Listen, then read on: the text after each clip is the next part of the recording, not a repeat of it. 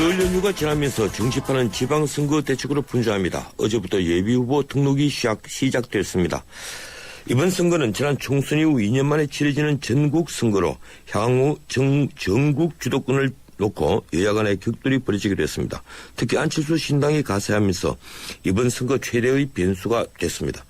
당연히 민주당이 위기감을 가질 겁니다. 저희 출발사 아침은 어제부터 지방선거를 준비하는 세 당의 분위기를 살펴보고 있습니다. 어제 새누리당 정우택 최고위원을 인터뷰한 데 이어서 오늘은 민주당 순서입니다. 사선 중진 김영환 의원 전화 연결되어 있습니다. 김 의원님 안녕하세요. 네, 안녕하셨습니까? 예, 새해 복 많이 받으십시오.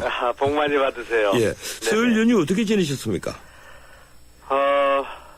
방콕 했습니다, 방콕. 아, 방에만 계셨습니까? 예, 책 읽고요. 예. 또 뉴스 보고 또 TV 많이 보고 그렇게 지냈습니다. 예, 일반적으로 주변 민심은 어떻던가요? 글쎄 많이 돌아다니지 않아서 실제 민심이 어떤지 이걸 제가 가늠하기 좀 쉽지는 않겠습니다만은 역시 이제 삶이 고단하고 또 정치가 이런 문제를 풀어주지 못하기 때문에 굉장히 큰 실망과 또 어려움을 겪고 있지 않나 이렇게 생각하고 있습니다. 예. 어제 새누리당 황우여 대표가 국회 교섭단체 연설에서 국회 내 초당적 협력기구 만들자, 국가미래전략기구란 걸 만들어서 앞으로 함께 의논하자 이렇게 이제 얘기를 했는데 네네. 이걸 언론에서는 대연정으로 해석하는 언론까지 있었습니다. 어떻게 들으셨습니까? 예. 글쎄요. 저는 대연정이라고 생각하진 않고 늘 그분이 야당 자극하지 않고 또 자기 얘기를 주로 하시는 분 아니겠습니까? 예. 그런데 어제는 역시 이제 불평등 문제의 심각성이라든지 사회적 기업과 사회적 경제 활성화 문제 또 북한의 안정적 변화 유도 등 대체적으로 합리적인 대안을 제시했다고 생각하고 OET는 어제 그 새정치신당에 대해서 좀 이렇게 비판하는 것을 보고서 좀 의아했습니다. 예, 저는 그 연설 들으면서 영국 같으면 영국 노동당 수호의 연설, 이 정도로 들었는데, 네. 예, 우리 김 의원님께서는 같은 동지라는 그런 느낌 안 들었습니까? 긍정적인 그런 생각을 갖게 됐고요. 예. 좀 여야 정치권이 좀 변화하는 어떤 계기가 됐으면 좋겠다 이렇게 생각했습니다. 어떻든 그 민주당 논평은 진정성이 없다. 연설을 위한 연설이다. 예, 이런 논평이 나오는데 사실 이게 그 국가미래전략기구라고 또 제안을 했지만 작년 5월에도 6인 협의체 만들기로 여야 간에 합의했다가 흐지부지 됐지 않습니까? 네네. 예, 왜 이렇게 여야 간의 대화가 자꾸 단절되는 겁니까? 실제로는 이제 그 여당이 야당의 요구를 좀 적극적으로 들어주면서 지금 이제 특검 같은 게 걸려 있지 않겠습니까? 예. 조금 이제 시간이 지나긴 했습니다만은 그래서 야당의 입장을 들어주고 역시사지하는 자세를 가지면서 이런 제안을 해야 되는데 지금 이게 실현 가능성이라고 할까요? 현실성은 좀 없는 그런 주장을 하고 있구나 그런 생각을 갖게 됐습니다. 예, 현실성이 없다고 보셨군요. 예, 민주당은 이번 설 연휴 동안 4박 5일 버스 투어를 했습니다. 언론에서는 안철수 신당 바람을 차단하기 위한 것이다. 예, 이런 논평이 나왔는데, 예, 우리 김 의원님 어떻게 보십니까? 안철수 신당이 역시 이제 여러 가지 영향을 주고 있다고 생각합니다. 우선 이제 민주당을 크게 자극하고 있고요. 예. 또 호남을 포함해서 영남 등에서의 경쟁 구도가 만들어지고 있기 때문에 일정한 정치권에 영향과 자극을 주고 있다고 생각하고 성공하고 있다 이렇게 생각합니다. 그것을 계기로 해서 했든 어쨌든 민주당이 변신은 하려고 노력하고 있고 또 그런 민생을 가까이 하려고 하는 그런 자세 같은 것은 좀 긍정적으로 봐줘야 되지 않나 이렇게 생각합니다. 예, 이 김한길 대표가 버스 투어를 마친 뒤에 간담회와 기자회견을 연이어서 했는데 상당한 자신감을 보이더라고요. 새 정치를 두고 안철수 신당과 경쟁한다. 이제 이런 취지였는데 이 민주당 기본 입장은 야권 분열은 안 된다. 또 이런 것으로 보입니다. 야권 연대에 대해서 어떻게 생각하십니까? 우선은 지금 야권연대라는 말 자체를 꺼내는 것이 굉장히 식상하고 시기적으로 적당하지 않다고 생각하고요. 왜냐하면 저쪽에 지금 신당을 만들고 있지 않습니까? 예. 그런 상황이고 민주당은 정말 그동안 혁신에서 크게 성공하지 못하고 있는 상황이었기 때문에 지금 민주당은 자기 변화에 집중해야 될 때라고 생각합니다. 그런데 이제 시간이 지나게 되면 이제 4, 5월 달이 되겠습니다만은 이렇게 되면은 야권 연대라는 것이 지금 이제 선택이 아니라 조건이고 운명이기 때문에 왜냐하면 잘못하면 야권이 공멸할 가능성이 있지 않겠습니까? 그래서 그렇게 되게 되면은 이제 국민들이 상황의 변화 또 여론의 변화가 있을 거라고 생각하고 새정치신당 쪽에서도 진지하게 이런 것을 검토하는 단계가 오리라고 생각합니다. 예. 그러나 이제 지금은 그런 것을 논의할 때가 아니다 이렇게 생각합니다. 예, 방금 선택이 아니다, 선택이 아니고 운명이다 이렇게 말씀을 하시는데 결국 비호남권에서는 연대할 수밖에 없다 이렇게 보고 계시는군요. 그럴 그 조건이 이제 성숙할 가능성이 크다고 생각합니다. 지금 이제 이게 그 중대선거구제가 아닌 이제 1인 독식의 선거 구도를 갖고 있는데 지금 새정치신당이 지금 야권으로 분류가 되고요. 야권의 표들이 집중되고 있는 상황에서는 야권의 그 분열이 지금 불을 보듯이 뻔하기 때문에 예. 그럴 경우에 선거를 치면서까지 그 야권 분립을 할 것인가 그 뭐라고 할까요? 야권 연대를 불가하다고 생각하고 밀어붙일 것인가 아닌가 하는 문제를 검토하는 단계가 올 것이다 이렇게 생각합니다. 예. 김한길 대표가 자신감을 보이긴 보입니다만 이 민주당 지지도가 좀처럼 오르지 않습니다. 이 민주당이 지금처럼 무기력해진 가장 큰 이유는 무엇이라고 보십니까? 저는 뭐 여론조사의 결과는 일희일비할 필요가 없다고 생각하고요. 예.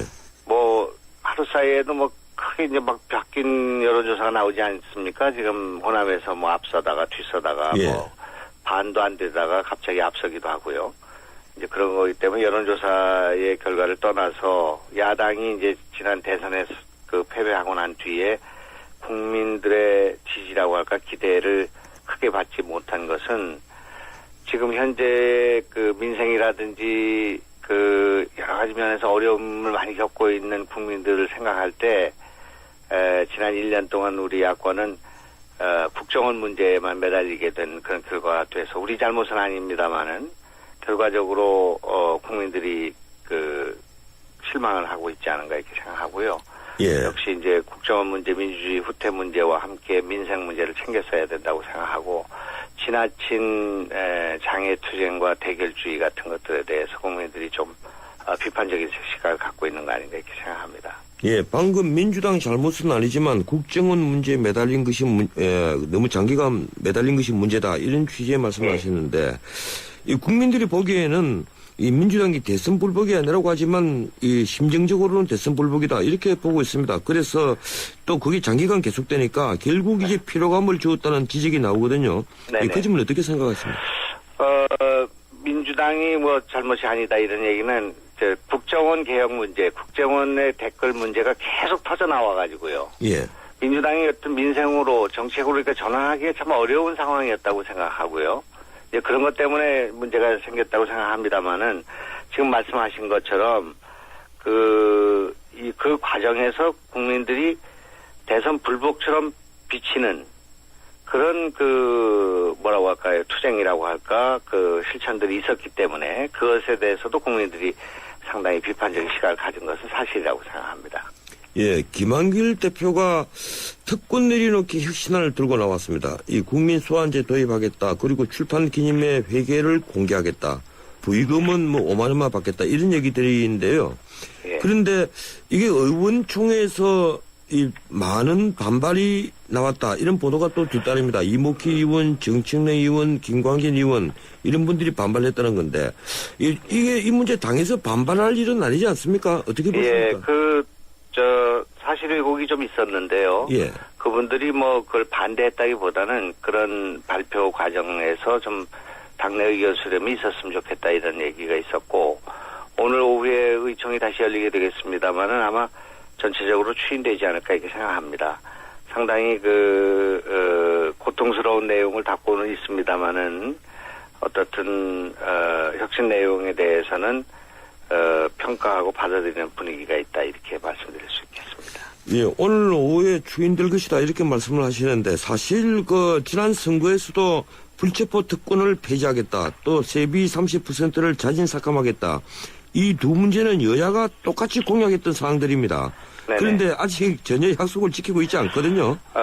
불체포 특권 문제는 역시 헌법 관련된 문제이기 때문에 예. 요건 좀 다른 문제가 되겠습니다만은 제일 그 고통스러운 문제가 이제 대선 때 공약했던 세비 30% 삭감 문제예요. 예.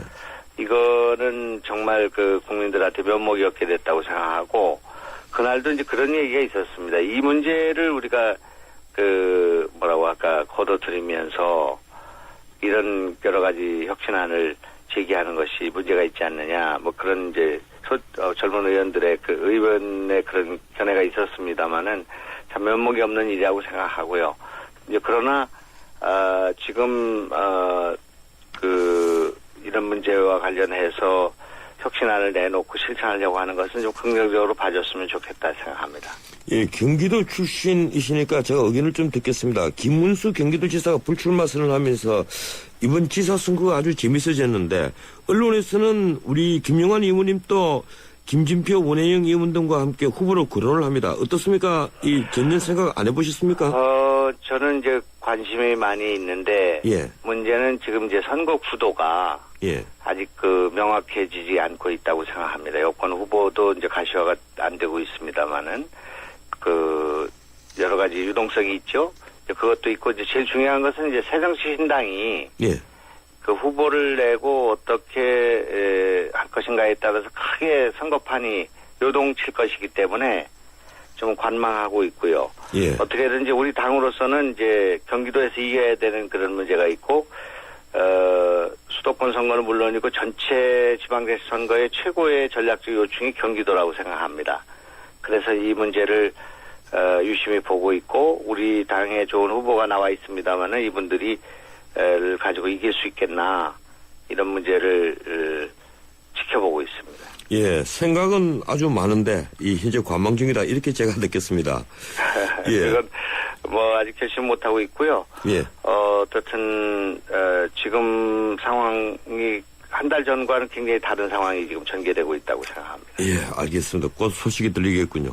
이 지난달 말에 쓰신 이 통일이 대박이다.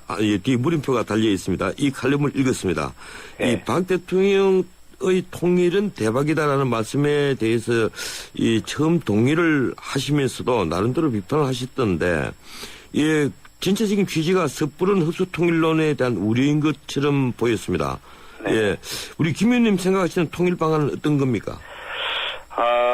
우리가 이제 김대중 노무현 대통령 시절에 상당히 통일에 관한 여러 가지 합의가 있었습니다만은 정상회담이 있었고요. 예.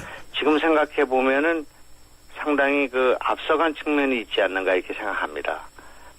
역시 이제 교류 협력 또 비정치적인 비군사적인 분야에서의 협력이 얼마나 중요한가.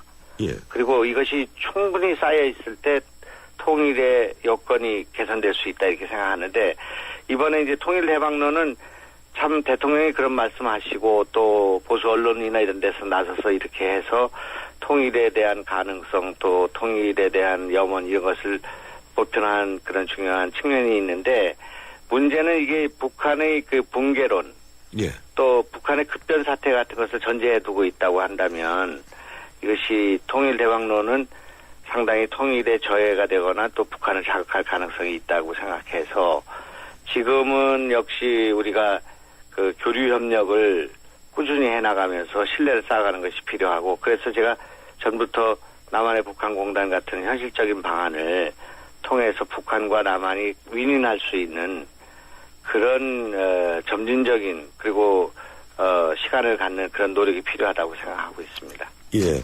이 김한길 대표가 이른바 햇볕 정책 2.0이라는 구상을 내놨습니다. 그 네. 이후에 이제 민주당이 우클릭하고 있다 이런 얘기들이 많이 나오는데요. 네. 이번 설 연휴 전에는 연평도를 방문했고 또 설 연휴 마지막 일정 또 천안함 전사자 묘지 참배했습니다. 이 김 의원님께서 민주당이 우클릭하고 있다 이런 변화를 어떻게 평가하십니까? 저는 이제 민주당이 우클릭하고 있다고 생각하지 않고 민주당이 그 정체성을 회복하고 있다 이렇게 생각합니다. 예. 민주당이 그 안보에 대해서 또 북한의 인권 문제에 대해서 또 이런 그 시각을 갖는 것은 당연한 일이라고 생각하고요. 결과적으로는 수권 정당이 되기 위해서는 그 햇볕 정책을 포함한 우리의 그 오해를 살 수 있는 부분, 우리 민주당은 안보에 관심이 없다든지, 예. 또 경제 성장에 대해서 관심이 없다든지, 또 북한 인권 문제에 대해서 관심이 없다든지 이렇게 그 생각할 수 있는 국민의 의식을 부식해야 된다고 생각합니다. 그래서 우리 당에 그렇게 되어 있습니다. 튼튼한 안보를 바탕으로 해서 또 민주정부의 남북협력 성과를 개성하고 반성하고 성찰하고 인류의 보편적 가치로서 북한 주민의 민생 인권에 관한 관심을 갖는다. 이렇게 돼 있습니다, 그게. 예. 근데 이제 그동안에는 너무 한쪽으로 이렇게 치우친 또 국민을 그 불안하게 하는, 그런 그 행태라고 할까요? 그런 모습을 띄워왔기 때문에 우리가 지난번에 집권에 실패했다고 생각하고요. 지금 퍼주기 논란이 그동안 상당히 국민들 속에 있지 않았습니까? 예. 그리고 이제 북한의 핵 문제, 3대 세습 문제, 인권 문제, 이런 문제가 남북관계 현안으로 부각되어 있는 상황에서 당연히 국민들의 그런 우려를 불식하는 민주당의 그 변화는 필요하다고 생각하고 긍정적으로 생각합니다. 예, 고맙습니다. 여기까지만 듣겠습니다. 네네, 고맙습니다. 예, 지금까지 민주당 김영환 의원이었습니다. 예, 1부 순서 여기서 마치고 잠시 뒤 2부 이어갑니다.